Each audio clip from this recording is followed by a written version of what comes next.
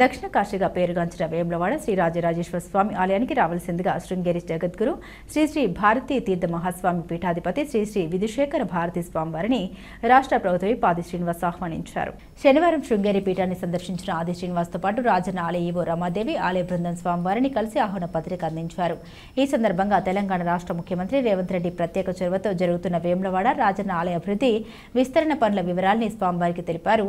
ఆహ్వానాన్ని స్వీకరించిన జగద్గురు భారతీ తీర్థ మహాస్వామి పీఠాధిపతి విధుశేఖర భారతీ స్వామివారు వచ్చే నెలలో తప్పక వేములవాడ శ్రీ రాజరాజేశ్వర స్వామివారి ఆలయాన్ని దర్శిస్తామని ఆది శ్రీనివాస్ బృందానికి ఆశీస్సులు అందించారు. అనంతరం రాష్ట్ర ప్రభుత్వ ఆది శ్రీనివాస్ ఆలయ బృందం శృంగేరిలోని శ్రీ శారదాదేవిని దర్శించుకుని తుంగభద్ర నదిలో ప్రత్యేక పూజలు నిర్వహించారు.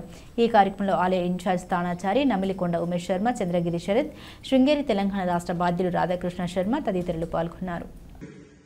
వచ్చే మాసంలో వారి విజయ యాత్రలో భాగంగా తెలంగాణకు వస్తున్న క్రమంలో వేములవాడ దేవాలయానికి రావాలని స్వయంగా కోరడంతో పాటు తెలంగాణ రాష్ట్ర ప్రభుత్వం గౌరవ ముఖ్యమంత్రి శ్రీ రేవంత్ రెడ్డి గారి నాయకత్వంలో వేములవాడ ఆలయాన్ని పట్టణాన్ని అభివృద్ధి పద్ధతుల్లో తీసుకుపోతున్నటువంటి అంశాలను చెబుతూ వేములవాడ ఆలయాన్ని దర్శించుకొని స్వామివారికి అభిషేకం చేసి అతివోత్సవ యాత్రలో భాగంగా తెలంగాణకు వచ్చినప్పుడు వచ్చే నెలలో వేములవాడ రాజన్న ఆలయానికి తప్పక వస్తామని చెప్పని వారు మాట కూడా ఇవ్వడం జరిగింది. వారు రావడం వారి యొక్క ఆశీస్సులు ఆ ప్రాంత ప్రజలందరూ కూడా అందే విధంగా వారు వచ్చే సమయంలో ఏర్పాటు చేయాలని చెప్పి ఒక ఆలోచన కూడా తీసుకొని పోవడం జరిగింది. ఈ సందర్భంగా వేములవాడ ఆలయ ఈవో రమాదేవి గారు, అదేవిధంగా ప్రధాన అర్చకులు ఉమేష్ శర్మ గారు, అదేవిధంగా శరత్ గారు, ఈ తెలంగాణకు సంబంధించి ఈ పీఠానికి బాధ్యులు ఉన్నటువంటి రాధాకృష్ణ గారు తదితరులతో కలిసి